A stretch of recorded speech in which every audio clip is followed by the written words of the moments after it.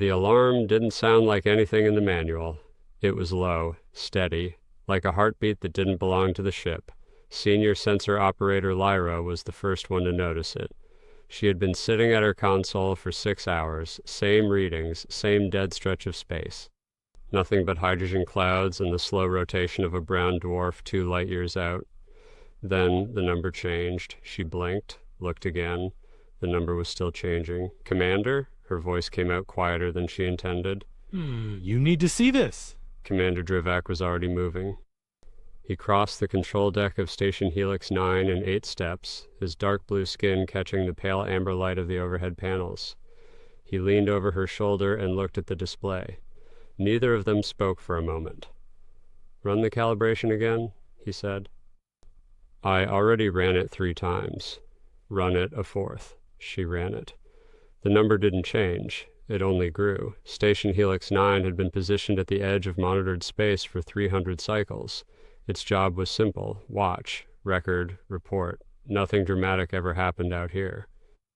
The Galactic Compact had mapped this region of space 2,000 years ago and declared it empty. Just ancient light and dead rock, drifting in silence between the arms of the galaxy. That silence was now broken. "What am I looking at?" Drivak asked. Lyra pulled up the wave pattern analysis. "Energy signature.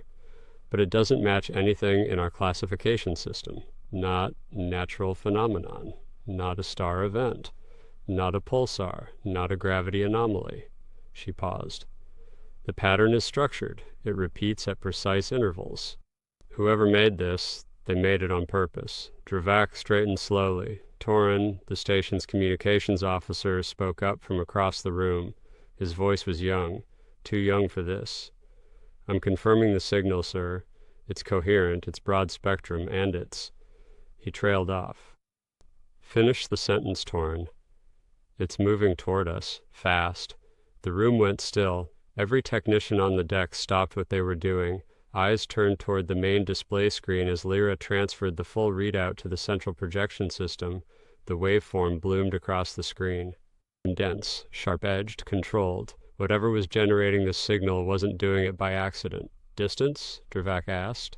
12 light hours, Lyra said.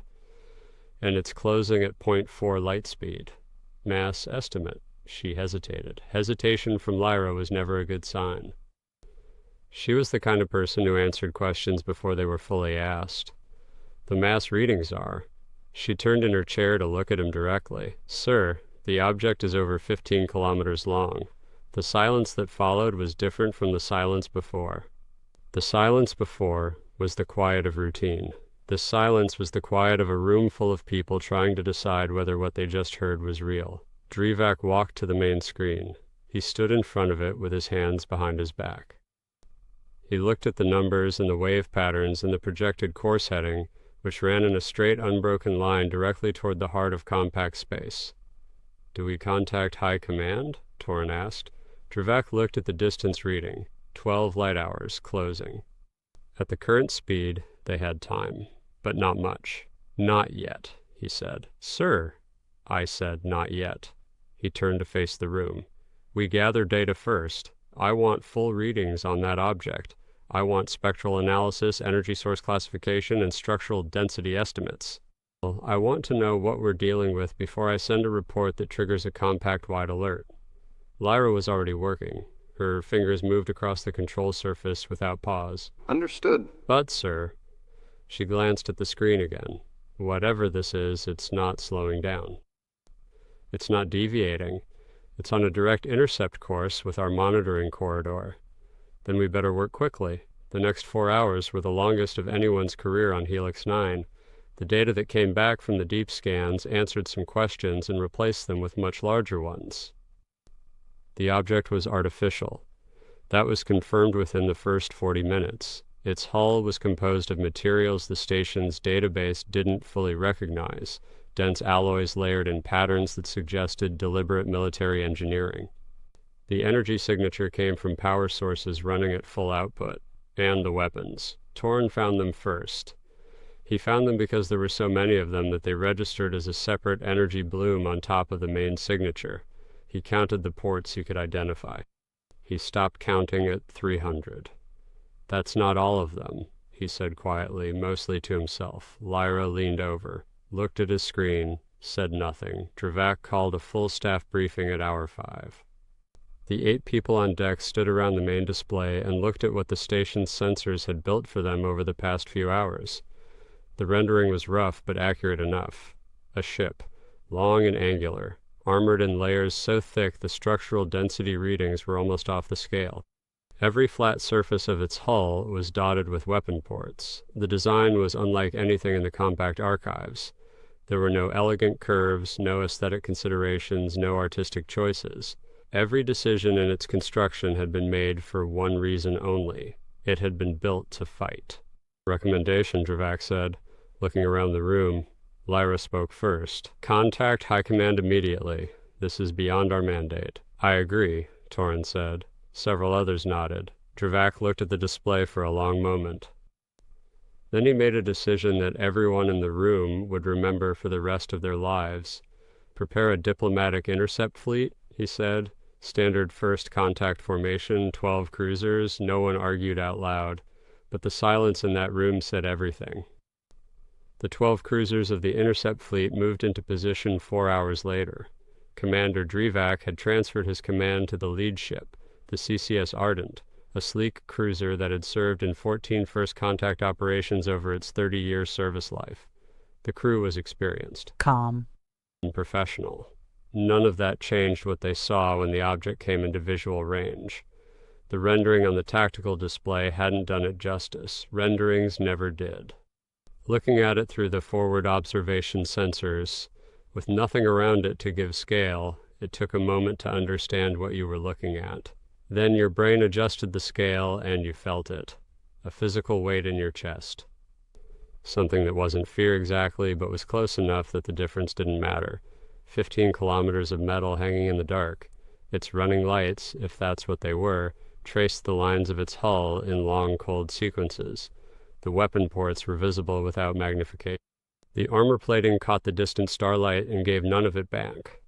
In response to our hailing signals, Dravak asked. Negative, sir, said the communications officer. We've broadcast on all standard frequencies. No response? Keep trying. The alien ship continued its approach without changing speed or bearing. No evasive movement, no acknowledgement, no sign of any awareness that the 12 compact cruisers existed at all. Weapon status? Dravak asked. Their systems are active, sir. The weapons are charged and ready, but they are not targeting us. Yet, Dravak thought, not targeting us yet. He watched the display. The two forces were now close enough that the tactical system could render both of them at the same scale. The 12 compact cruisers, each one between 1.5 and 2 kilometers long, arranged in their neat intercept formation, facing a single vessel that was 8 times longer than any of them. The comparison was uncomfortable. Then the response came, not a verbal hail, a transmission. Direct beam, tight focus, aimed squarely at the Ardent. On screen, Dravak said, the face that appeared was human, or close enough to human that the distinction barely registered in the first second. 2 eyes, a nose, a mouth.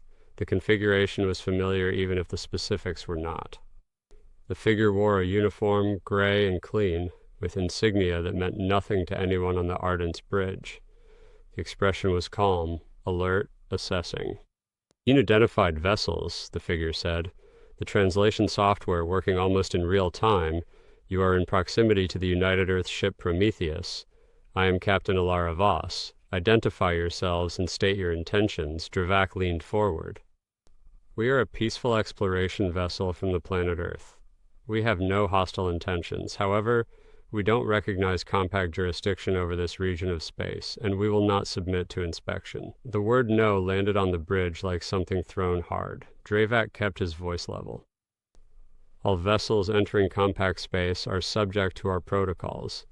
This is not a request. Voss's expression didn't change. Understood. Our position remains the same. A brief pause. We're happy to establish formal diplomatic contact through the appropriate channels. We suggest you contact your government and arrange a proper meeting. We'll be here. The transmission ended. Dravak stared at the blank screen for 3 seconds. Then he looked at his tactical officer. She declined, he said, more to himself than anyone else. Yes, sir. He thought about what he knew. One ship. Massive, but still just one ship. The compact fleet had faced down larger numbers. They had protocols for this. They had training, experience, technology that had been refined across 10,000 years of expansion. No single vessel, regardless of size, could stand against 12 compact warships acting in concert. Move into intercept formation, he ordered. Standard pressure array. Let's show them what they're dealing with. The cruisers spread out. The familiar geometry of the pressure array took shape, 12 ships positioned to deliver overlapping fire from 3 separate angles simultaneously. It was a formation designed to overwhelm shields through coordinated strikes. The formation that had never failed them. Dravak opened the channel again. Captain Voss, you have 60 seconds to lower your shields and prepare for boarding, or we will be forced to take action. Voss looked at him from the screen. She didn't look nervous. That was the thing Dravak noticed most. She looked like someone who had already run the numbers. Commander, I'm going to say this clearly, and I'd like you to hear it. Do not fire on this ship. You will regret it. 60 seconds. All batteries, full coordinated strike, Dravak ordered. Fire. 12 ships opened up simultaneously. The energy output was extraordinary. Beams and plasma charges crossed the space between the two forces in fractions of a second, striking the Prometheus from multiple angles exactly as designed. The tactical display lit up with impact confirmations, strike after strike landing. Nothing happened. Their shields are holding. We're not even close to penetrating them. Dravak looked at the screen. The Prometheus sat in space exactly as it had before, unmoved, untroubled, patient. Then Captain Voss appeared on the channel again. She wasn't angry. She looked, if anything, tired. Commander. That was your one mistake. I'd recommend your remaining ships withdraw to a safe distance. 1 vessel against 12, Dravak said. You cannot. A single beam came from the Prometheus, not from the main weapons array. From a small port cluster near the ship's midsection, a system that didn't even register as a primary weapons system on Torin's earlier scans. It hit the Ardent's sister ship, the CCS Valor, amidships. The Valor was gone, not disabled, not damaged, gone. The tactical display showed an expanding gas cloud where a 2-kilometer warship had been 12 seconds ago. Dravak could not speak. None of them could. Voss's voice came through the still open channel. That was our point defense system, the weapons we used to shoot down incoming missiles. The emergency session on Compact Prime began 6 hours after the surviving 11 cruisers returned from the intercept. The chamber was already full when High Arbiter Solon arrived, her crystalline form moving through the crowd with the careful precision of someone aware that every eye in the room was watching. She took her position at the center of the chamber and looked out at the gathered representatives. Hundreds of species, hundreds of worlds. Every one of them had seen the recording. We've all reviewed the tactical data, she said, her voice carrying the harmonic resonance that her species used to convey authority. What you've seen is accurate. It has been verified by 3 independent analysis teams.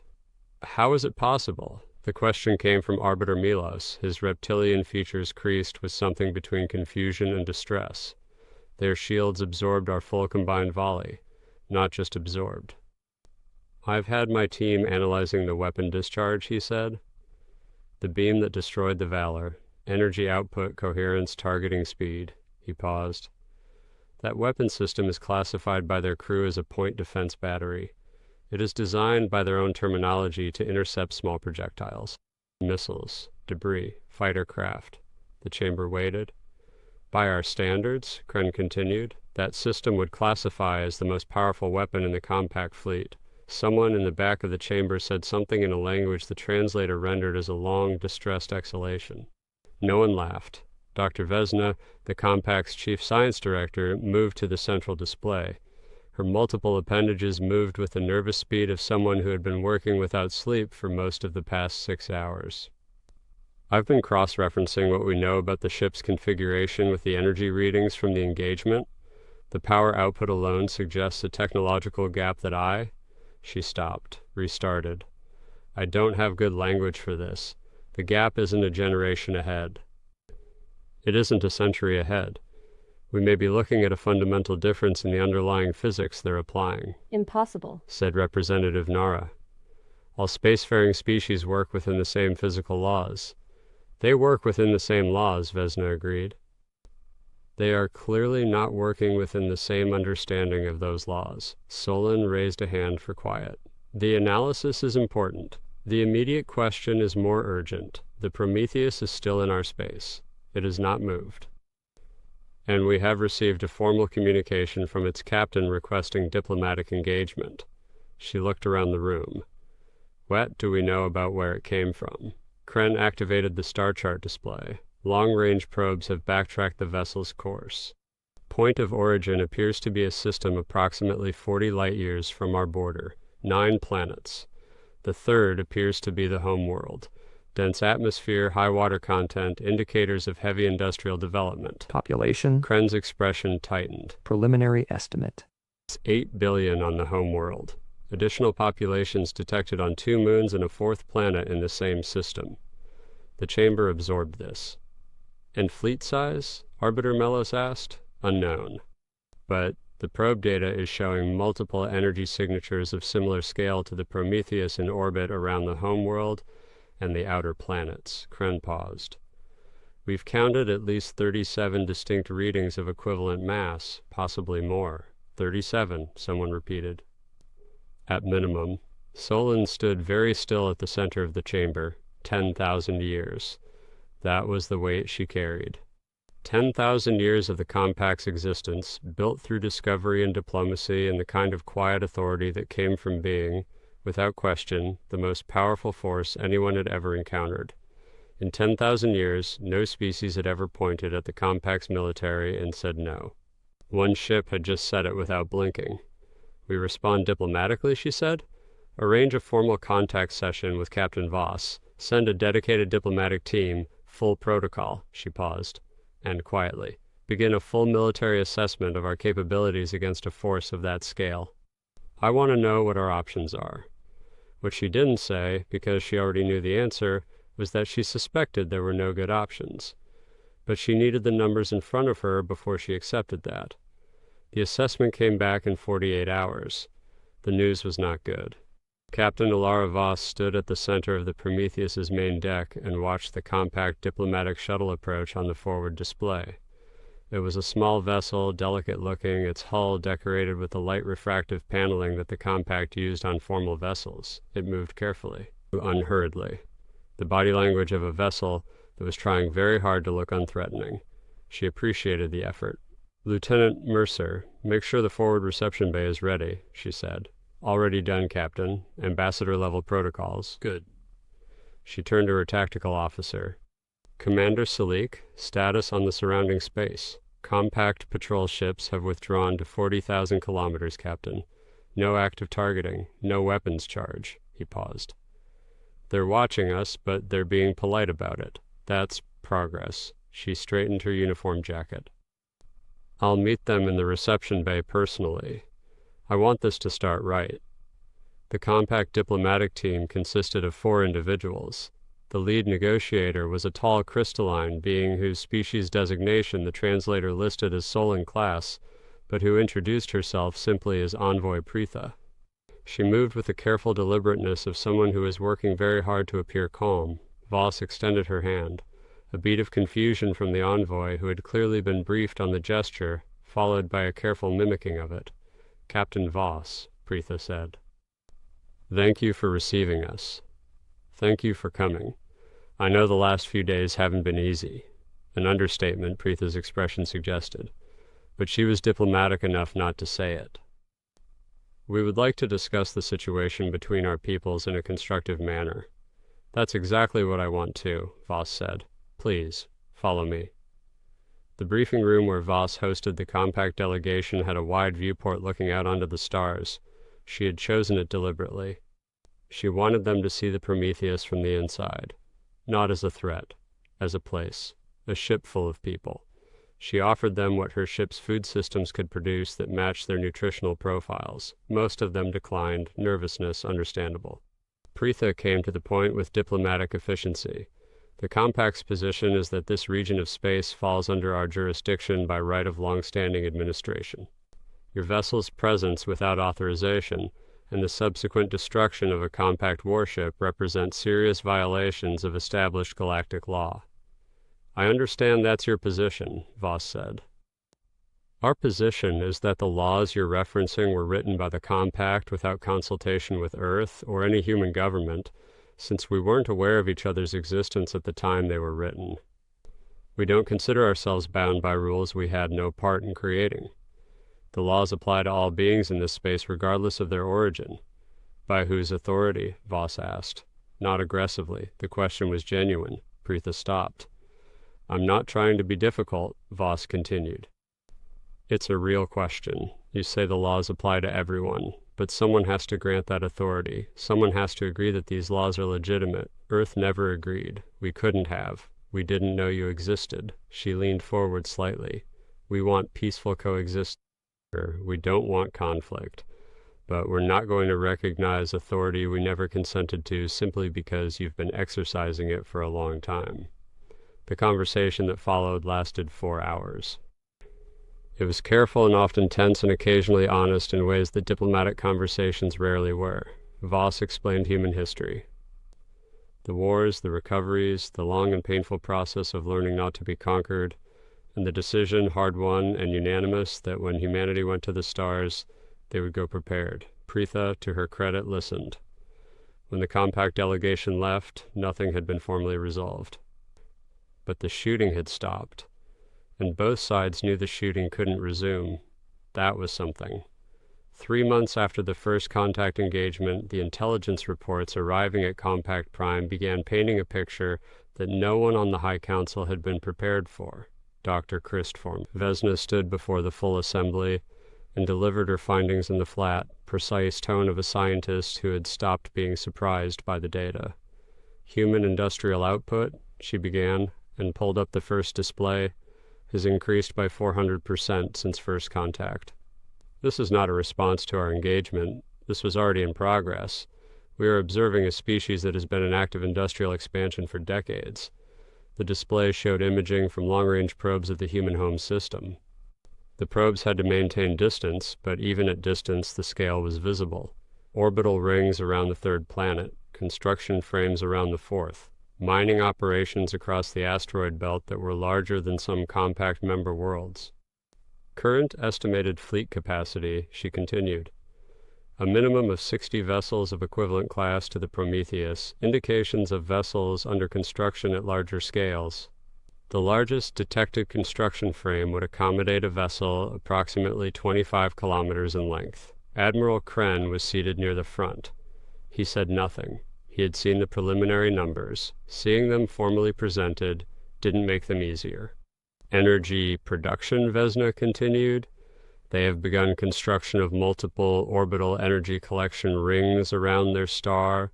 Current output already exceeds the combined energy production of the Compact by a factor of approximately 20.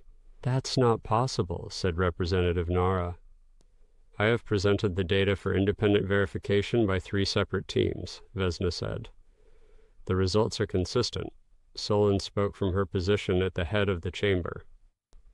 And the system that were formerly under our administration, 17 systems have now formally requested placement under human protection agreements, Vesna said.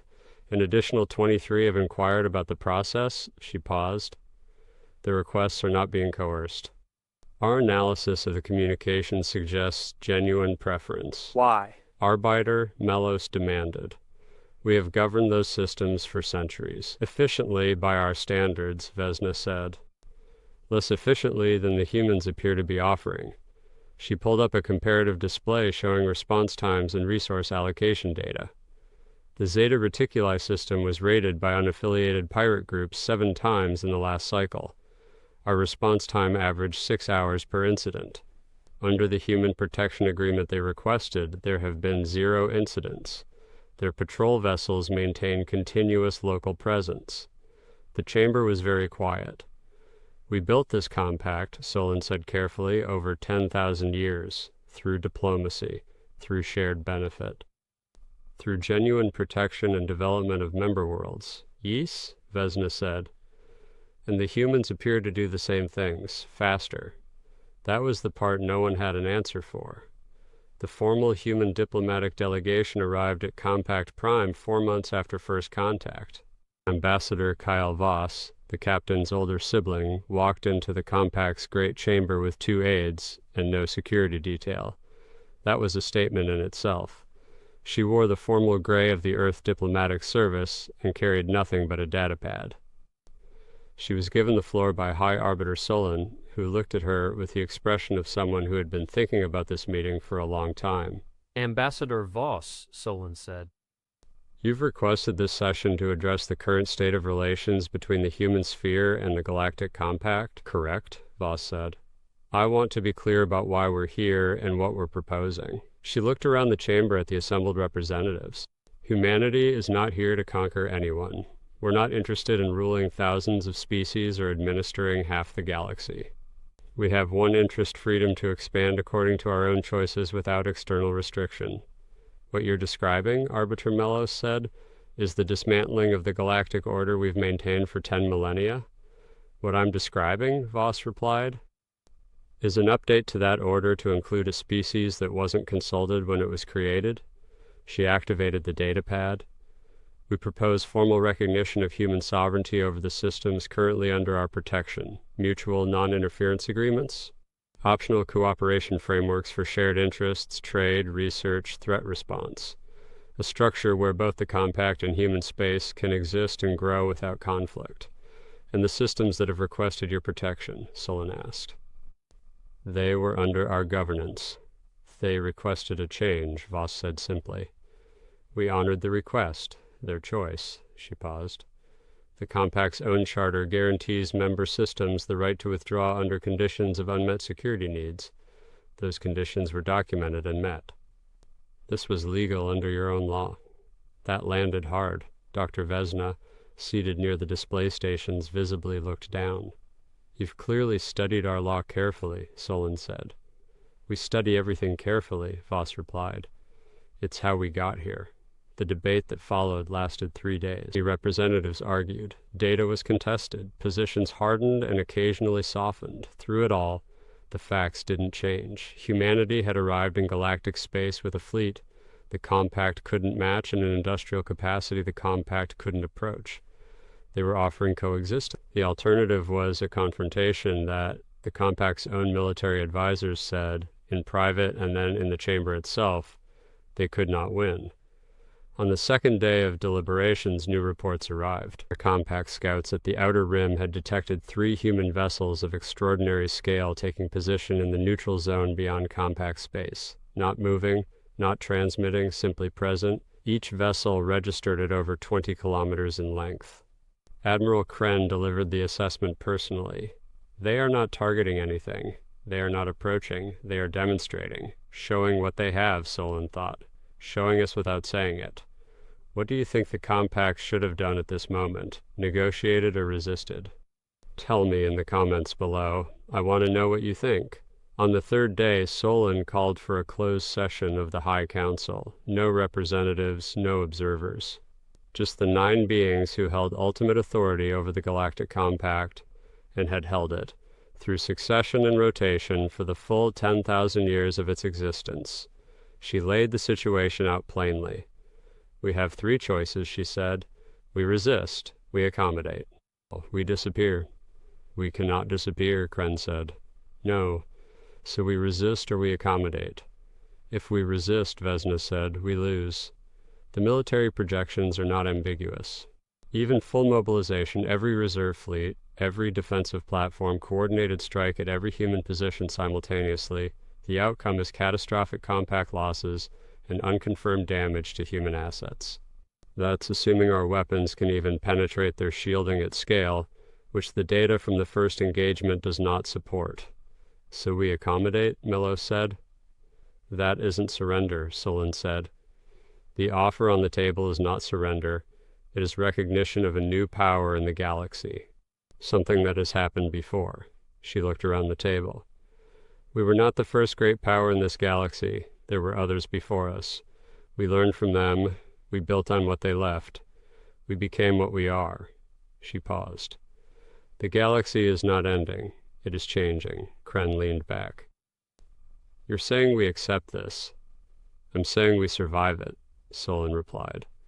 And surviving it means adapting to it. The species that can adapt are the ones that continue. The Compact's value is not in military supremacy. It never was. Our value is in governance, in mediation. In the network of relationships we've built across thousands of worlds, humanity cannot replace that. They don't want to replace it. She met his eyes. What they want is to exist on their own terms. Give them that, and we continue. Fight them for it, and we don't. The vote took 20 minutes. It was unanimous. 6 months after the formal recognition agreement was signed, the galaxy had already begun to look different. When human vessels moved through previously compact-only space under the new joint protocols, their running lights a distinctive pattern of cool white that everyone learned to recognize quickly. And trade routes that had been compact exclusive for centuries opened to human commerce, and then, almost immediately, to commerce from species that had been underserved under the old system and found human traders willing to go where compact vessels hadn't bothered. The 17 systems that had transferred to human protection grew to 40, then 60, then 92. The Compact's territory contracted, its authority narrowed, but within that narrowed space, something unexpected happened.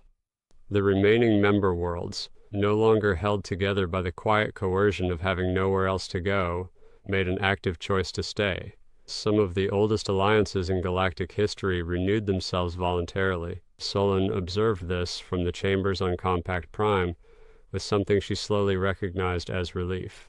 Captain Alara Voss was promoted to Rear Admiral and given command of the first human exploration fleet, which moved outward from the galactic plane in the direction the probes had been pointing for 2 years. Whatever was out there, in the directions humanity hadn't yet looked, they would find it with the same readiness they had brought to everything else. Admiral Kren requested a private meeting with Solon 3 months after the agreement was formalized. He came into her office and sat down and looked at the displays for a moment without speaking. "You were right," he said finally.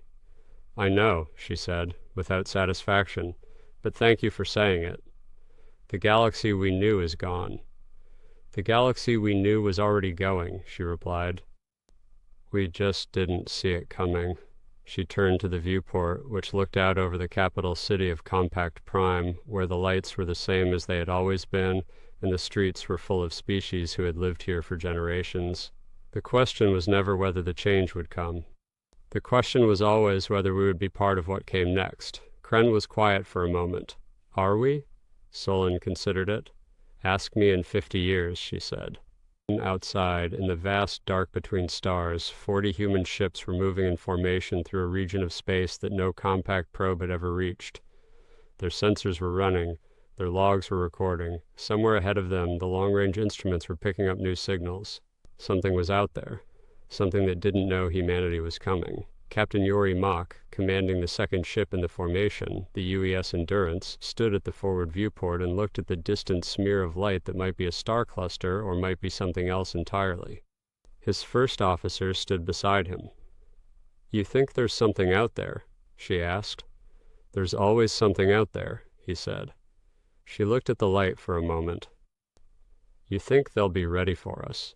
Mac thought about Commander Drevak standing in front of a sensor reading that made no sense, thought about 12 cruisers moving to intercept a ship they didn't understand, thought about a chamber full of the galaxy's oldest powers sitting around a table and trying to decide what to do about a species that had walked in and calmly refused to be small. "No," he said, "they won't be ready." He said it without malice. The way you say a fact that is simply true and can't be changed. Nobody ever is. The Endurance moved forward, 40 ships behind it and a galaxy ahead. The signals grew stronger. Whatever was broadcasting them was close enough now that the computers were beginning to parse patterns in the transmission, regular intervals, deliberate structure. Someone was out there. And somewhere, on a station or a ship or a world that had no name in any human language yet, a sensor operator was staring at a reading that didn't match anything in their database. The number was changing, it was only growing, and here we are. The galaxy changed because one species refused to arrive quietly. No apology, no permission asked, just readiness. The kind you build over generations in shipyards and in decisions and in the long, slow work of becoming something no one else expected you to be. Whether that's admirable or terrifying or both depends on where you're standing when the signal reaches you. What did you think of this story? Which side were you on, the Compact trying to hold its order together, or humanity refusing to bow to rules they never agreed to? Tell me in the comments. Every response gets read, every perspective matters. The next signal is already out there. The question is who finds it first.